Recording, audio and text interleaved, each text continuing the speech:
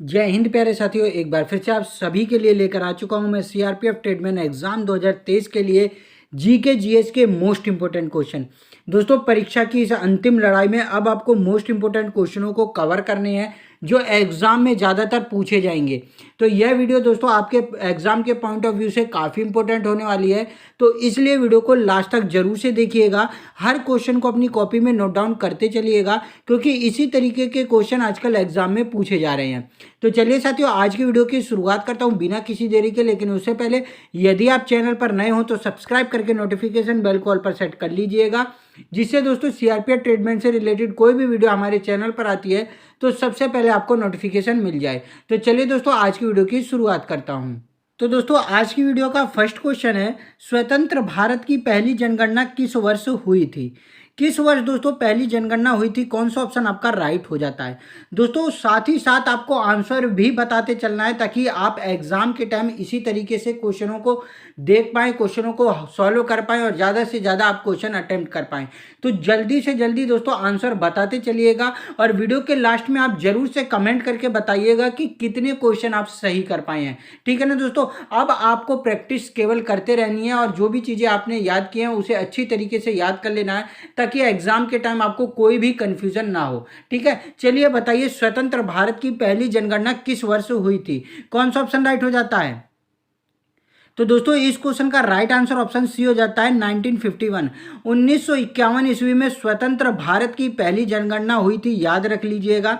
यदि मैं बात करूं कि प्रथम जनगणना आयुक्त कौन थे, तो नाम आपको याद रख लेना है हेनरी प्लाउडेन। कौन दोस्तों? हेनरी प्लाउडेन का नाम आपको याद रख लेना है। ये क्या थे? प्रथम जनगणना आयुक्त थे, इनका नाम जरूर से याद रख लीजिएगा। यदि मैं बात करूं कि भारतीय जनगणना के पिता किसको कहा जाता है, तो एग्जाम के लिए याद रख लीजिएगा हेनरी वॉल्टर। किसको दोस्तों? हेनरी वॉल्टर को भारतीय जनगणना का पिता कहा जाता है। यदि मैं बात करूं कि जनगणना की शुरुआत कब हुई थी, तो 1872 आपको याद कर लेना है। लॉर्ड मेयो के शासनकाल में दोस्तों जनगणना हुई थी, लेकिन यह नियमित रूप से जनगणना नहीं हुई थी। नियमित रूप से जनगणना दोस्तों 1881 ईस्वी में शुरू हुई थी, लॉर्ड रिपन के शासनकाल में। ये भी जरूर से याद रख लीजिएगा, एग्जाम में पूछा जाता है। और लॉर्ड रिपन के शासनकाल के बाद दोस्तों हर 10 वर्ष बाद जनगणना होने लगी थी। ठीक है, तो ये सब चीजें आपको जरूर से याद करके चलना है। चलिए नेक्स्ट क्वेश्चन देखते हैं। अगला क्वेश्चन है, भारत के किस राज्य की साक्षरता दर सर्वाधिक है? Which state of India has the highest literacy rate? कौन सा ऑप्शन राइट हो जाता है? तो दोस्तों, इस क्वेश्चन का राइट आंसर आप सभी को पता होगा, ऑप्शन डी राइट हो जाता है, केरल। केरल का दोस्तों साक्षरता दर सर्वाधिक है। यदि मैं बात करूं कितनी है, तो 96.2%। कितनी है दोस्तों? 96.2% है। ये भी याद रख लीजिएगा, क्योंकि एग्जाम में कभी कभी परसेंटेज भी पूछ लेता है, तो जरूर से इसको याद रख लीजिएगा। यदि सबसे कम की बात करूं, तो आंध्र प्रदेश की सबसे कम साक्षरता दर है। कितनी है? 66.4%। ये भी जरूर से आपको याद रख लेना है। चलिए नेक्स्ट क्वेश्चन देखते हैं। अगला क्वेश्चन है, फ्रांसीसी क्रांति किस वर्ष हुई थी? In which year did the French revolution take place? कौन सा ऑप्शन राइट हो जाता है? फ्रांसीसी क्रांति किस वर्ष हुई थी? तो इस क्वेश्चन का राइट आंसर ऑप्शन बी हो जाता है 1789। 1789 से लेकर 1799 ईस्वी तक फ्रांसीसी क्रांति हुई थी। ये जरूर से याद रख लीजिएगा, क्योंकि ये क्वेश्चन दोस्तों ज़्यादातर एग्जाम में पूछा जा रहा है, तो इसलिए इस बार भी मैंने इस क्वेश्चन को इंक्लूड कर लिया है। चलिए नेक्स्ट क्वेश्चन देखते हैं। अगला क्वेश्चन है, रंगोली भारत के किस क्षेत्र की प्रमुख लोक कला शैली है? कौन सा ऑप्शन राइट हो जाएगा? रंगोली तो आप सभी ने देखा होगा दोस्तों, महाराष्ट्र। ऑप्शन सी आपका राइट हो जाता है, महाराष्ट्र की दोस्तों यह लोक कला शैली है, याद रख लीजिएगा। रंगोली एग्जाम के लिए मोस्ट इंपोर्टेंट है, पूछी जा सकती है। चलिए नेक्स्ट क्वेश्चन देखते हैं। अगला क्वेश्चन है, अनुच्छेद 32 निम्न में से किससे संबंधित है? आर्टिकल 32 किससे संबंधित है? कौन सा ऑप्शन राइट हो जाएगा? तो इस क्वेश्चन का राइट आंसर ऑप्शन सी हो जाता है, संवैधानिक उपचारों का अधिकार। दोस्तों, संवैधानिक उपचारों के अधिकार को डॉक्टर भीमराव अंबेडकर ने भारतीय संविधान की आत्मा भी कहा था। ये भी जरूर से याद रख लीजिएगा। भारतीय संविधान की आत्मा दो चीजों को कहा जाता है, एक याद रख लीजिएगा, प्रस्तावना को कहा जाता है, और एक दोस्तों आर्टिकल 32 को कहा जाता है। जब आपसे एग्जाम में पूछे कि डॉक्टर भीमराव अंबेडकर ने भारतीय संविधान की आत्मा किसे कहा, तब आपका ऑप्शन 32 राइट हो जाएगा। लेकिन यदि डॉक्टर भीमराव अंबेडकर का नाम ना आए तब आपका प्रस्तावना सही हो जाएगा, याद रख लीजिएगा। ठीक है, इस तरीके से क्वेश्चन एग्जाम में देके कंफ्यूज कर सकता है, तो परेशान मत होइएगा, क्वेश्चन को ध्यान से पढ़कर आंसर दीजिएगा। चलिए नेक्स्ट क्वेश्चन देखते हैं। अगला क्वेश्चन है, किस पंचवर्षीय योजना के दौरान गरीबी उन्मूलन का नारा दिया गया था? मोस्ट इंपोर्टेंट क्वेश्चन है दोस्तों, और कौन सा ऑप्शन इसका राइट हो जाता है? किस पंचवर्षीय योजना के दौरान गरीबी उन्मूलन का नारा दिया गया था? तो दोस्तों इस क्वेश्चन का राइट आंसर ऑप्शन है डी हो जाएगा, पांचवी पंचवर्षीय योजना। पांचवी पंचवर्षीय योजना में दोस्तों गरीबी उन्मूलन का नारा दिया गया था। और एक चीज और आपको याद रख लेना है कि पांचवी पंचवर्षीय योजना एकमात्र ऐसी योजना थी जो केवल 4 साल चली थी। 1974 से 1978 ईस्वी तक ये चली थी, ये भी जरूर से याद रख लीजिएगा। केवल 4 साल। एग्जाम में पूछा जाता है कि ऐसी कौन सी पंचवर्षीय योजना थी जो केवल 4 वर्षों के लिए थी, तो पांचवी पंचवर्षीय योजना याद रख लीजिएगा। चलिए नेक्स्ट क्वेश्चन देखते हैं। अगला क्वेश्चन है, प्रस्तावना की भाषा किस देश के संविधान से भारतीय संविधान में जोड़ा गया है? कौन सा ऑप्शन राइट हो जाता है? लैंग्वेज ऑफ प्रियम्बल, प्रस्तावना की भाषा। तो दोस्तों इस क्वेश्चन का राइट आंसर ऑप्शन है डी हो जाएगा, ऑस्ट्रेलिया। ऑस्ट्रेलिया के दोस्तों संविधान से जोड़ा गया है, याद रख लीजिएगा।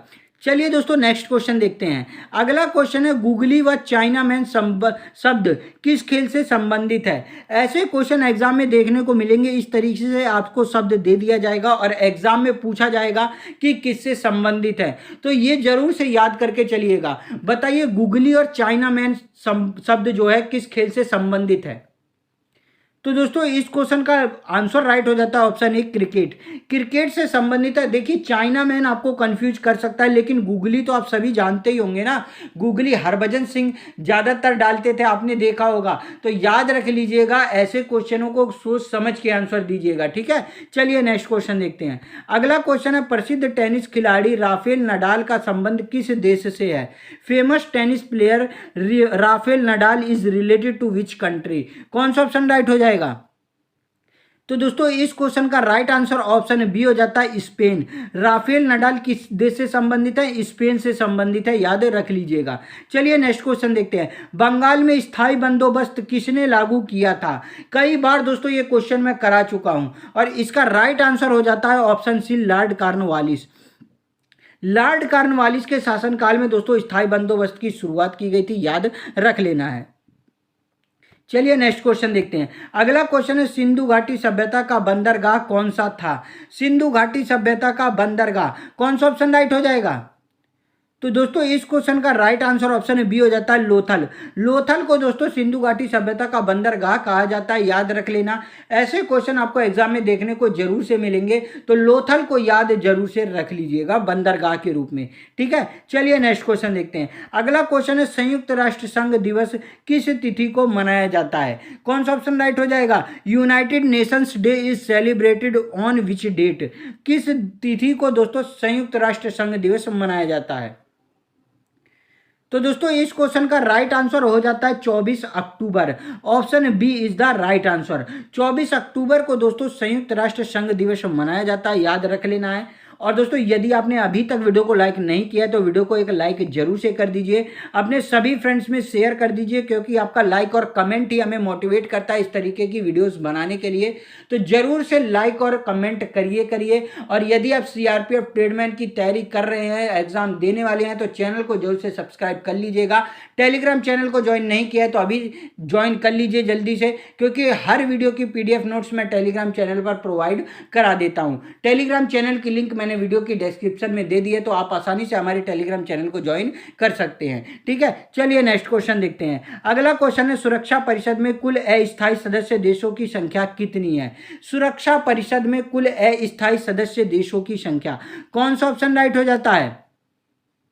तो दोस्तों इस क्वेश्चन का राइट आंसर ऑप्शन बी हो जाएगा, 10। 10 संख्या है, 10 देशों की, याद रख लेना है। चलिए नेक्स्ट क्वेश्चन देखते हैं। अगला क्वेश्चन है, वेल्थ ऑफ नेशंस नामक पुस्तक किसने लिखी है? मोस्ट इंपोर्टेंट पुस्तक है दोस्तों, और हर बार एग्जाम में पूछी ही जाती है वेल्थ ऑफ नेशंस, तो इंपोर्टेंट करके नोट डाउन कर लीजिएगा। Who has written the book Wealth of Nation? कौन से राइटर हैं दोस्तों? तो जल्दी से इसका आंसर कमेंट करिए। तो दोस्तों इसका राइट आंसर हो जाता है Adam Smith, option D right हो जाएगा। याद रख लीजिएगा, एडम स्मिथ की पुस्तक है वेल्थ ऑफ नेशंस, एग्जाम में पूछी जाती है तो जरूर से इस पुस्तक को याद करके चलिएगा। चलिए नेक्स्ट क्वेश्चन देखते हैं। अगला क्वेश्चन है सिंहभूम किसके लिए प्रसिद्ध है? सिंहभूम किसके लिए प्रसिद्ध है? कौन सा ऑप्शन राइट हो जाएगा? तो दोस्तों इस क्वेश्चन का राइट आंसर हो जाता है कॉपर, ऑप्शन सी, तांबा के लिए दोस्तों सिंहभूम प्रसिद्ध है, याद रख लेना है। चलिए नेक्स्ट क्वेश्चन देखते हैं। अगला क्वेश्चन है किस रोग में खून का थक्का नहीं बनता है? In which disease blood does not clot? कौन सा ऑप्शन राइट हो जाएगा? किस रोग में खून का थक्का नहीं बनता है? तो दोस्तों इस क्वेश्चन का राइट आंसर हो जाता है हीमोफीलिया। हीमोफीलिया में दोस्तों क्या बनता है? खून का थक्का नहीं बनता है, याद रख लेना है। और विटामिन के जरूर से याद रख लीजिएगा, इसीलिए फेमस है, एग्जाम में पूछा जाता है। ठीक है, चलिए नेक्स्ट क्वेश्चन देखते हैं। अगला क्वेश्चन है पदार्थ की चौथी अवस्था क्या होती है? अभी तक दोस्तों आपने यदि तीसरी अवस्था तक पढ़ा है तो याद रख लीजिएगा पदार्थ की 4 अवस्था होती हैं। चौथी अवस्था कौन सी ऑप्शन है आपका? डी राइट हो जाएगा, प्लाज्मा। प्लाज्मा दोस्तों पदार्थ की चौथी अवस्था है, याद रख लेना है। चलिए नेक्स्ट क्वेश्चन देखते हैं। अगला क्वेश्चन है मानव गुर्दे में बनने वाली पथरी किसकी बनी होती है? पथरी आजकल सभी को हो रही है, ज्यादातर लोगों को देखने को मिल जाती है पथरी, तो बताइए किसकी बनी होती है पथरी? तो दोस्तों इस क्वेश्चन का राइट आंसर ऑप्शन सी हो जाएगा, कैल्शियम ऑक्सलेट। कैल्शियम ऑक्सलेट की बनी होती है, वो एक पत्थर जैसा हो जाता है, पेट में हो जाता है, तो याद रख लीजिएगा पथरी एक बहुत ही खतरनाक बीमारी है कहा जाए तो, और कैल्शियम ऑक्सलेट की दोस्तों ये पथरी बनी होती है, तो ये जरूर से याद रख लेना है। चलिए नेक्स्ट क्वेश्चन देखते हैं। अगला क्वेश्चन है निम्न में से सबसे कठोर धातु कौन सी है? निम्न में से सबसे कठोर धातु, which of the following in the hardest metal? निम्न में से कौन सी सबसे कठोर धातु है? तो दोस्तों इस क्वेश्चन का राइट आंसर ऑप्शन डी हो जाता है प्लेटिनम। प्लेटिनम सबसे कठोर धातु है, याद रख लेना है। चलिए नेक्स्ट क्वेश्चन देखते हैं। अगला क्वेश्चन है अक्रिय गैसों की खोज किसने की थी? अक्रिय गैसों की खोज किसने की थी? कौन सा ऑप्शन राइट हो जाता है? तो दोस्तों इस क्वेश्चन का राइट आंसर ऑप्शन डी हो जाएगा, रैमजे। रैमजे ने दोस्तों अक्रिय गैसों की खोज की थी, याद रख लीजिएगा। चलिए नेक्स्ट क्वेश्चन देखते हैं। अगला क्वेश्चन है प्रेशर कुकर में खाना जल्दी पकता है क्योंकि दाब बढ़ने से जल का क्वथनांक क्या हो जाता है? दाब बढ़ने से जल का क्वथनांक, तो दोस्तों खाना तभी पकेगा ना जब जल का क्वथनांक बढ़ेगा, यानी जल ज़्यादा गर्म होगा तभी जल्दी खाना पक जाएगा। तो इसीलिए दोस्तों क्या होता है, जल का क्वथनांक बढ़ जाता है। ऑप्शन ए आपका राइट हो जाएगा, प्रेशर कुकर में इसीलिए खाना जल्दी पक जाता है, याद रख लीजिएगा। चलिए नेक्स्ट क्वेश्चन देखते हैं। अगला क्वेश्चन है उत्प्लावकता का सिद्धांत किसने दिया था? कौन सा ऑप्शन राइट हो जाता है? उत्प्लावकता का सिद्धांत।